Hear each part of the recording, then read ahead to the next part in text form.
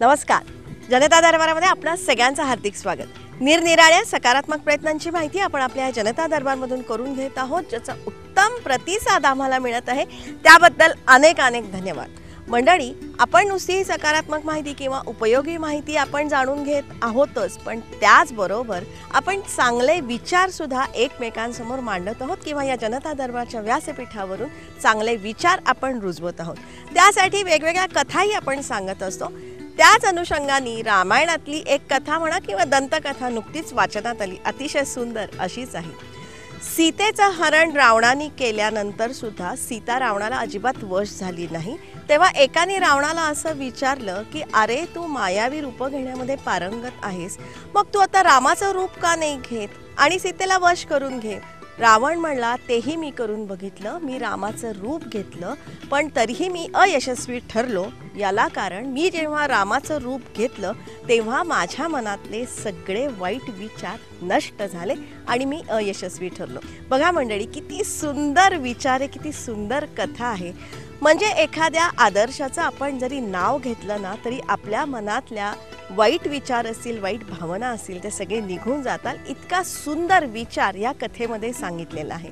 तुमच्या सगळ्यांच्या लक्षात आलं असेल की अशा सुंदर विचारातून कुठेतरी संस्कार रुजत असतात आणि संस्कार रुजवण्याची अतिशय गरज या घडीला निर्माण झालेली आहे. त्याचबरोबर सकारात्मकतेची बीजही वृद्धिंगत करण्याचा प्रयत्न आपण या जनता दरबारच्या माध्यमातून करत आहोत आणि त्यासाठीच आपण जनता दरबारमध्ये सामील होत आहोत. जास्तीत जास्त संख्येने जनता दरबारमध्ये सामील व्हा, त्यासाठीच तुमचा आमचा सर्वांचा जनता दरबार. जनता दरबारमधला आपला आजचा विषय खूप चांगला आहे, तुम्हाला सगळ्यांना अतिशय आवडेल असाच आहे. तुम्हाला सगळ्यांना तो माहिती सुद्धा आहे. मागच्या भागामध्ये आपण केंजळ या गावची प्राथमिक शाळा बघितली होती, त्याचाच पुढचा भाग आहे आणि त्याच अनुषंगाने पुणे जिल्हा परिषदेच्या प्राथमिक शाळांमध्ये जी ABL ॲक्टिव्हिटी बेस्ड लर्निंग किंवा कृतीयुक्त अध्ययन पद्धती जी लागू करण्यात आलेली आहे ना, त्याची सर्वांगीण माहिती आजच्या भागामध्ये आपण करून घेणार आहोत. आणि त्यासाठी आपण पुणे जिल्ह्यातल्या भोर तालुक्यातल्या केंजळ गावच्या झेडपीच्या प्राथमिक शाळेला भेट दिलेली होती. आमच्याकडे चिवचा घट्ट आहे.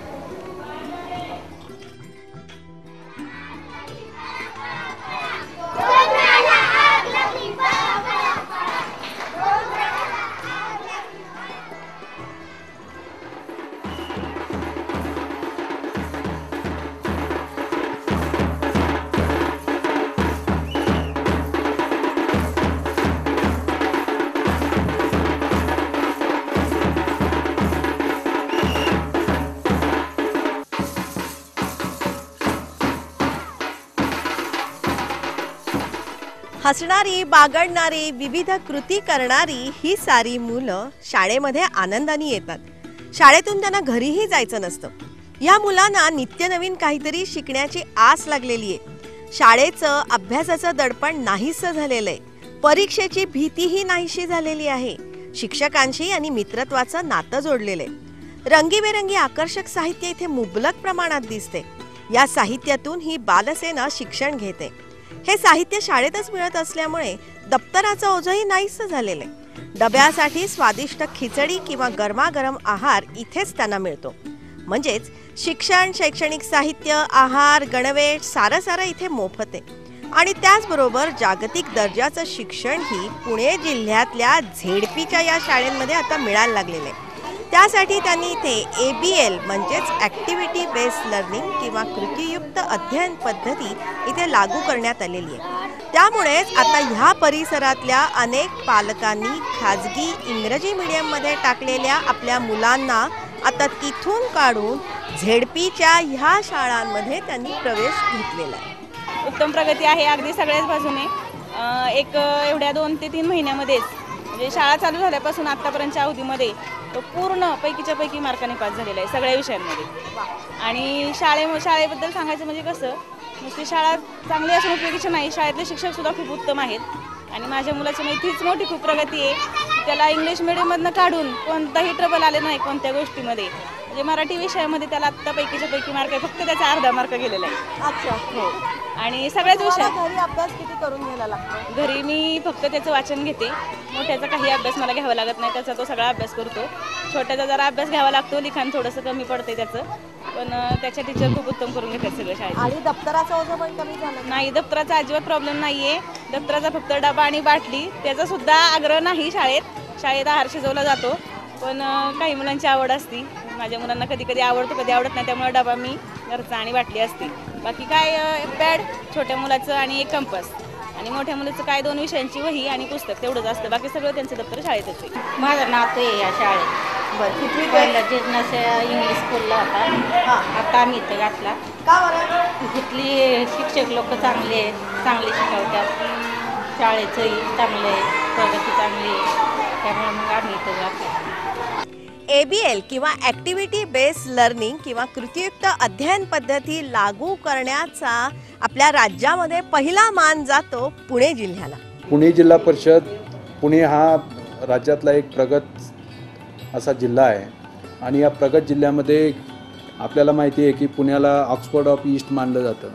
त्या दृष्टिकोनातून हे ऑक्सफर्ड ऑफ ईस्ट त्याचं जे पूर्वीचं नाव आहे ते नाव टिकवण्याच्या दृष्टिकोनातून जिल्हा परिषद नेहमीच त्या ठिकाणी प्रयत्न करेल.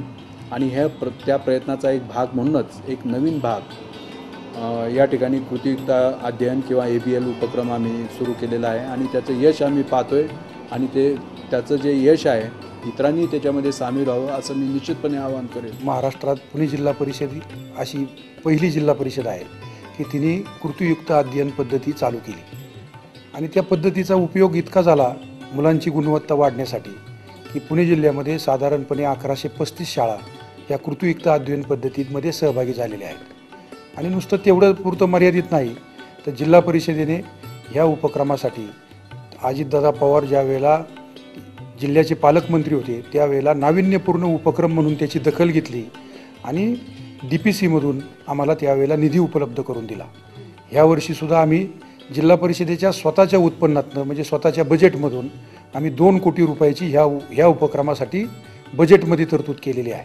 मंडळी, मागच्या भागामध्ये आपण ABLची संकल्पना काय आहे ती जाणून घेतलेली होती, आणि त्यातूनच कृती केल्यानंतर जे आपण शिकतो ते दीर्घकाळ स्मरणात राहतं असा ABLचा गाभा आहे, हेही आपण लक्षात घेतलं होतं. ह्या कृतीयुक्त अध्ययन पद्धतीमध्ये सगळ्यात फायदा जर आम्हाला कुठला झाला असेल तर मुलांची सर्वांगीण गुणवत्ता वाढली. आणि नुसती गुणवत्ता वाढली नाही, समूह पद्धतीने शिक्षण मिळतं. कृती करून शिक्षणाकडे आपण जाऊ शकतो. कृती पाठांतराला त्याच्यामध्ये कुठं वाव नाही. आणि कृतीतनं जे आपण शिकतो ते कायमस्वरूपी लक्षात राहतं असं माझा स्वतःचा विश्वास आहे. म्हणून हा उपक्रम आमचा नुसतं आमच्या पुरता मर्यादित राहिला नाही, तर ह्या उपक्रमाची दखल महाराष्ट्र सरकारने सुद्धा घेतली. आणि महाराष्ट्रामध्ये अनेक जिल्ह्याला कृतीयुक्त अध्ययन पद्धतीची शिक्षण पद्धती चालू करा अशा पद्धतीचं त्यांनी पत्रसुद्धा दिलेलं आहे. याच्यामध्ये बेसिकली 1 ते 4 पहिली ते 4थी या वर्गामध्ये हा उपक्रम राबवला जातो आहे. आणि मुलं अतिशय उत्साहित पद्धतीने, म्हणजे जे शैक्षणिक वातावरण तिथलं जे आहे ते मुलांच्या दृष्टिकोनातून अतिशय उत्साहवर्धक झालेलं आहे. बेसिकली एखादा मुलगा शाळेत गेल्यानंतर त्याला शिक्षकाचं दडपण, शाळेचं दडपण, तिथल्या वातावरणाचं दडपण हे जे असतं त्याच्यापासून मुक्त होण्यास फार मोठी मदत याच्यामध्ये झालेली आहे. दुसरी गोष्ट असं आहे की मुलं ही खेळकर असतात. मुलं खेळकर असताना वर्गामध्ये जाऊनही आपल्याला खेळायला मिळतं आहे या अपेक्षेने ती मुलं इतक्या चांगल्या पद्धतीनं त्या ठिकाणी शिकतात आणि स्वतः शिकतात. आपल्या मित्र किंवा दुसरी जे भगिनी आहेत त्यांनाही ते शिकवतात. म्हणजे तो स्वतःही शिकण्याचा प्रयत्न करतो, इतरांना शिकवण्याचाही प्रयत्न करतो. अशा प्रकारचं वातावरण या ABLच्या माध्यमातून निर्माण झाल्याचं मॅडम आपल्याला विशेष करून मला सांगावंसं वाटतं. परीक्षेची भीती नाहीशी होती. नुसती परीक्षेची भीती नाही तर मुलांमध्ये एक वेगळा आत्मविश्वास निर्माण झालेला आपण सगळ्यांनी पाहिलेला आहे. आम्ही स्वतः ज्या वेळेला ज्या शाळेला व्हिजिट देतो त्यावेळेला आमच्या शिक्षकांचं सुद्धा काम तुम्ही बघा. आता आमचे शिक्षक आहेत, शिक्षकांना काम त्या पोर्शन पुरतं मर्यादित असायचं आणि पोर्शन तो जो आहे तो पोर्शन शिकवला की त्यांचं काम संपायचं. आता शिक्षकांचं ते काम कमी झालं आणि शिक्षक वेगळ्या पद्धतीने शिकवायला लागलेला आहे आणि हा वेगळा बदल शिक्षकांमधला आत्मविश्वास वाढला आहे. शिक्षकांमध्ये सुद्धा त्याची त्या ठिकाणी निश्चितपणाने गोडी वाढली आणि एक वेगळ्या पद्धतीचं शिक्षण देण्याचा आनंद, जसा मुलांना आनंददायी शिक्षण म्हणून त्याचा उपयोग होतोय, तसा शिक्षकांना सुद्धा शिकवण्यासाठी आनंद मिळायला लागला. मंडळी, या ABL मध्ये नेमके कुठले कुठले टप्पे आहेत किंवा ही नेमकी प्रक्रिया कशा प्रकारे लागू करायची आहे ना, याची सविस्तर माहिती मी आता तुम्हाला देणार आहे. ती आपण जाणून घेण्याची आवश्यकता आहे. मुळात 1ली ते 4थीसाठी ABL लागू करण्यात आलेली आहे आणि त्यातही 1ली ते 4थीची मुलं इथे एकत्रित अभ्यास करतात. ह्या पद्धतीमध्ये 1ली ते 4थीचे इयत्तांप्रमाणे वर्ग नसतात, हे लक्षात घ्या. म्हणजे मराठी, गणित, इंग्रजी ह्या विषयांच्या इथे खोल्या आहेत. त्यांना प्रयोगशाळा म्हणतात, कारण इथे प्रयोग किंवा कृती करून शिक्षण घेण्यात येतं. म्हणजेच या लॅबमध्ये विद्यार्थ्यांचे निरनिराळे गट बसतात. आता त्यासाठी विद्यार्थ्यांचे गट नेमके कसे तयार करायचे ना, त्याचीही एक पद्धत आहे. ती अशी आहे की 1ली ते 4थीमध्ये तुमच्याकडे किती मुलं शिक्षण घेत आहेत त्यांची बेरीज करा, त्यातले चक्क निम्मे गट करा आणि त्याच्यामध्ये मुलं मुली किंवा हुशार असा कुठलाही भेदाभेद करण्याची गरज नाही आहे. अशा प्रकारचे 2 गट तुम्ही तयार करा. आता या प्रत्येक गटातल्या प्रत्येक मुलाला त्याच्या बुद्धीनुसार, गतीनुसार, आवडीनुसार शिक्षण घेता येतं. ही ABLची खासियत आहे. म्हणजे एखादा 1लीतला मुलगा जर का हुशार असेल तर त्याला जर का 2री, 3री किंवा अगदी 4थीतला सुद्धा जर का त्याला अभ्यास करायचा असेल, त्याच्यामध्ये थोडी बुद्धिमत्ता असेल, गती असेल, तर तो तेही करू शकतो. ही ABLची खासियत आहे. आता त्यासाठी इथे हा जो अभ्यासक्रम आहे ना, हा संपूर्णपणे कृतीतून करण्यात येतो. म्हणजे काय तेही जाणून घेऊया. अर्थात ही कृती करण्यासाठी खूप सारं साहित्य लागतं आणि त्यासाठी या साहित्याचीही निर्मिती करण्यात येते. ABL लर्निंग ज्या वेळेला गावामध्ये आलं त्यावेळेला सुरुवातीला लोकांना किंवा विद्यार्थ्यांना आणि शिक्षकांना त्याबद्दल फारसं असं हे वाटत नव्हतं. परंतु JK पाटील सरांनी लोकांना तसेच विद्यार्थ्यांना एक वेगळ्या पद्धतीने त्याचं महत्त्व काय आहे ते समजून दिलं. ते समजून दिल्यानंतर अशी परिस्थिती निर्माण झाली की त्यासाठी काही साहित्य लागत होतं, काही वस्तू लागत होत्या आणि ते लागत असताना सरकारकडनं किंवा जिल्हा परिषदेकडनं त्याची मिळण्याची सुरुवात जी आहे ती होण्याच्या अगोदर आमच्या या केंजळ गावाने त्याच्यामध्ये पुढाकार घ्यावा असं लोकांच्या बरोबर आम्ही बोललो. पाटील गुरुजींनी त्यामध्ये लोकांना सहभागी करून घेतलं. मग त्याला लागणारी कार्ड्स असतील, काही विविध उपकरणं असतील, ती आम्ही लोकसहभागातून जमा केली आणि नंतर मग त्याचा आत्ता जो इफेक्ट आला आहे तो जमा केल्यानंतर आजची कंडिशन अशी की आमच्या लहानपणी मला आठवतं आहे की मुलांना शाळेत घालवण्यासाठी अगदी आई वडील फार हाताला धरून मुलगा रडेसपर्यंत त्याला शाळेमध्ये घेऊन सोडायचे. आज आमच्या गावामध्ये अशी परिस्थिती आहे की शाळा कधी चालू होते याची ती मुलं वाट पाहतात आणि त्याच्यातूनच आम्हाला वाटतं की खरंच या ABL लर्निंगचा आपल्या गावासाठी, आपल्या विद्यार्थ्यांसाठी उपयोग झालेला आहे.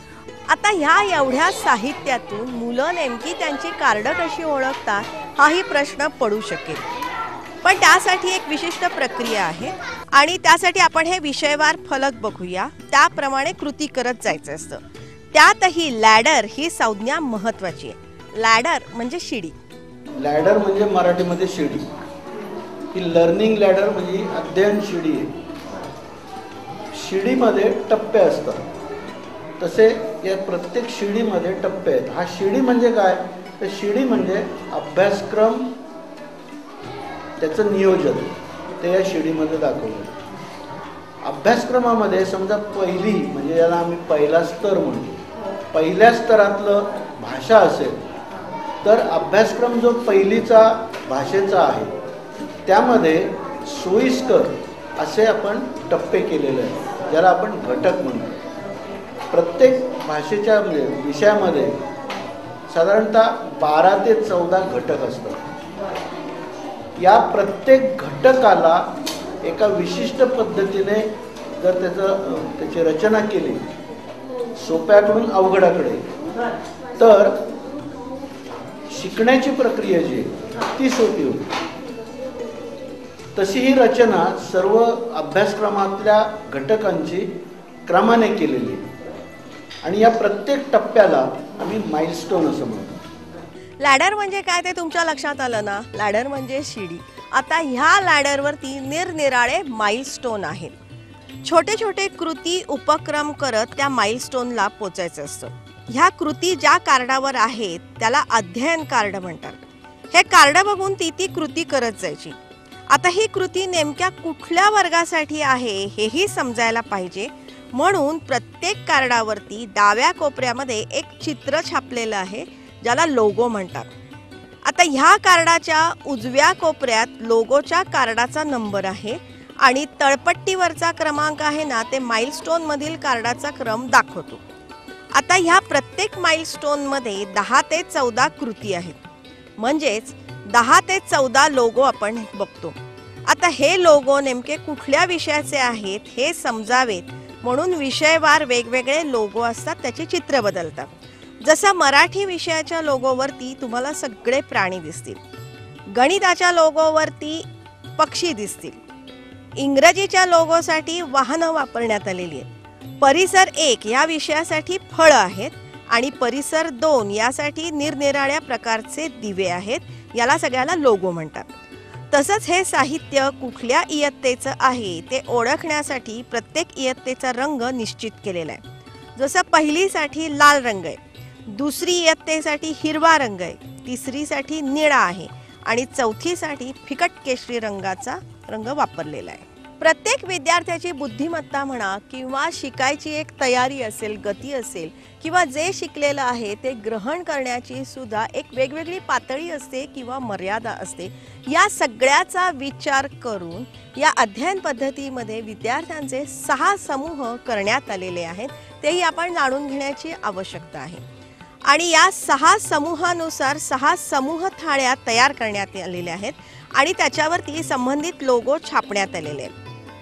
आता ह्या सगळ्याप्रमाणे तसतसा अभ्यास या साऱ्यांनी करायचा असतो, अशी ही पद्धती आहे आणि त्यासाठी वर्ग शिक्षकांनीही लक्ष द्यायचं असतं. ABL मुळे शिक्षकांच्या अध्यापन पद्धतीमध्येही आमूलाग्र बदल झालेले आहेत आणि त्यामुळेच ABL ही खूप यशस्वी होते आहे असं ह्या साऱ्या शिक्षकांचं म्हणणं आहे. गणितासाठी खूप कृती दिलेल्या आहेत, त्यामध्ये खेळ गुंतलेले आणि हे खेळ जे गुंतलेले आहेत त्यामुळे मुलगा त्या खेळातून ते गणिताविषयीची कृती करतो आणि त्याच्या मागचं काय आहे की गणिताशी कसं रिलेटेड आहे हे त्याला सांगून मग गणिताशी त्याची गट्टी जमते. ABLचा फायदा म्हणजे शिक्षक सुद्धा कृती त्याचं अध्यापन आणखीन वाढवत नेतो आणि विद्यार्थी पण कृतीतून शिकत जातो. म्हणजे शिक्षकाला संपूर्ण स्वातंत्र्य आणि विद्यार्थ्याला संपूर्ण स्वातंत्र्य देणारी पद्धती निर्माण.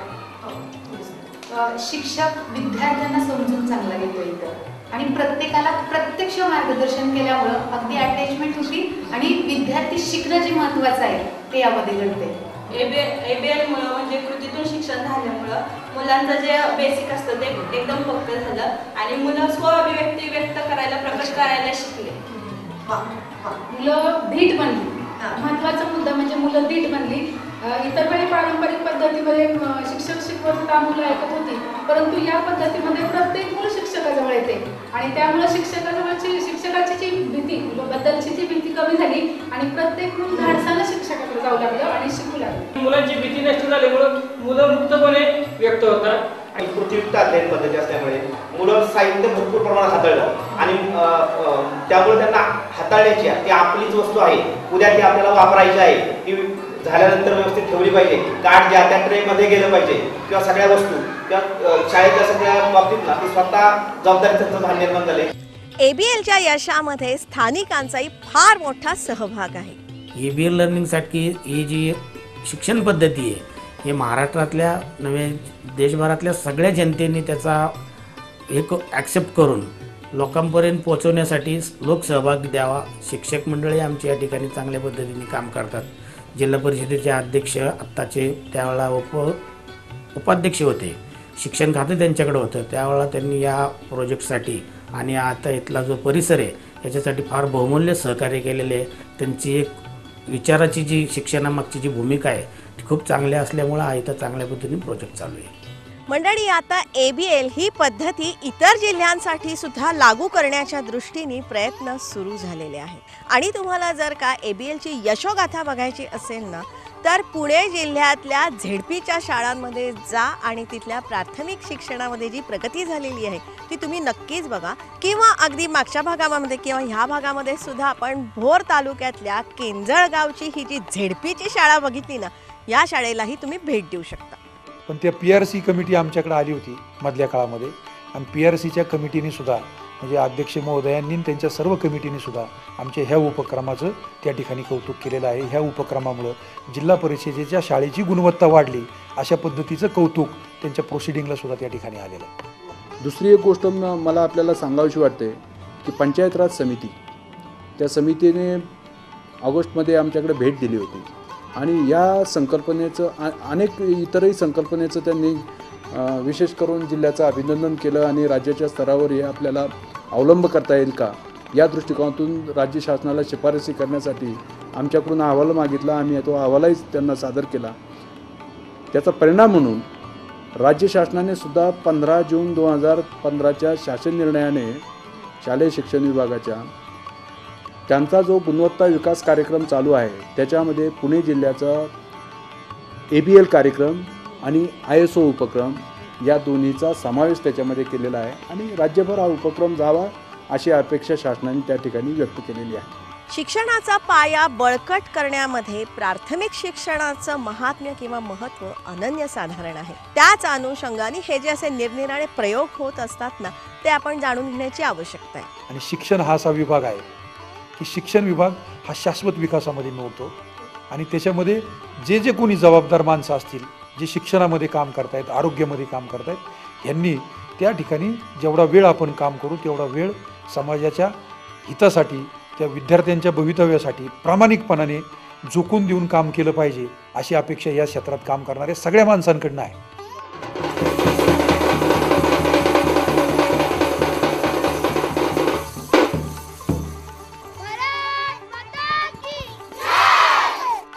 हे सगळं बघून पुन्हा एकदा शाळेत जावंसं वाटतंय ना, नक्की जा. या चिमुकल्यांची प्रगती तपासा. ABL नेमकं काय आहे तेही जाणून घ्या. तुमच्याकडे हे लागू कसं होईल तेही तुम्ही लक्षात घ्या किंवा त्या दृष्टीने प्रयत्न करा. पण तत्पूर्वी आपला हा आजचा भाग तुम्हाला कसा वाटला ना, ते तुम्ही जरूर आम्हाला कळवा. आमचे संपर्क नंबर किंवा पत्ते जे काय आहेत ना, ते अशाप्रमाणे आहेत. आमचा ईमेल ॲड्रेस आहे janatadarbar@yahoo.in. हा आमचा ईमेल ॲड्रेस आहे. आमची वेबसाईट आहे, त्याचा ॲड्रेस आहे www.janatadarbar.org. यूट्यूबवरती जनता दरबारचा चॅनल आहे, त्याचा ॲड्रेस आहे janatadarbar.zd. हे सगळं तुम्ही जाणून घ्या आणि तुम्ही आमच्याशी संपर्क साधू. आणि आता तुम्हाला सगळ्यांना माहिती झालेलं आहे की फेसबुकवरती जनता दरबारचं एक स्वतंत्र पेज आहे. हे पेज तुम्ही जास्तीत जास्त संख्येने लाईक करण्याची आवश्यकता आहे, कारण या पेजवरती आम्ही खूप सारी माहिती दिलेली आहे. तुमच्याकडे काही माहिती असेल ना, तर ती सुद्धा तुम्ही ह्या पेजवरून आमच्यापर्यंत पोचवू शकता. जनता दरबारचं जनता दरबार भाग 1 हे पुस्तक आपण तयार केलेले आहे. त्याच्यामध्ये पहिले 53 एपिसोडची संपूर्ण माहिती आणि प्रयोग आपण त्याच्यामध्ये दिलेले आहेत. त्याच्या नोंदणीविषयी, उपलब्धतेविषयीही आम्ही ह्या पेजवरती दिलेलं असेल, तेही तुम्ही जाणून घ्या. जनता दरबारचा एक पॉझिटिव्ह ग्रुप आपण तयार केलेला आहे फेसबुकवरती. तो जर का तुम्हाला जॉईन करायचा असेल तर फेसबुकवरून आमच्यापर्यंत तशा प्रकारची रिक्वेस्ट तुम्ही पाठवू शकता. लक्षात ठेवा, चांगल्यातून नेहमी चांगलंच घडतं ह्या विचारांनी प्रेरित झालेला हा आपल्या सगळ्यांचा कार्यक्रम. त्यासाठी दर सोमवारी संध्याकाळी 7:30 वाजता सह्याद्री वाहिनीवरून जनता दरबारमध्ये आपण भेटतच असतो. पुनःप्रक्षेपणासाठी दर शनिवारी सकाळी 8 वाजता सह्याद्री वाहिनीवरून जनता दरबारमध्ये आपण भेटत असतो. जनता दरबारमधली ही जी माहिती आहे ही अतिशय वैविध्यपूर्ण माहिती आहे, हटके आहे. म्हणजे आम्हाला सगळेजण विचारतात की इतकी वेगवेगळी माहिती तुम्हाला मिळते कशी, ही सगळी लोक भेटतात कशी. मंडळी, अशा प्रकारची अनेक लोक आपल्याभोवती फिरत असतात. ती हुडकून काढण्याचंच काम जनता दरबार करत आहे.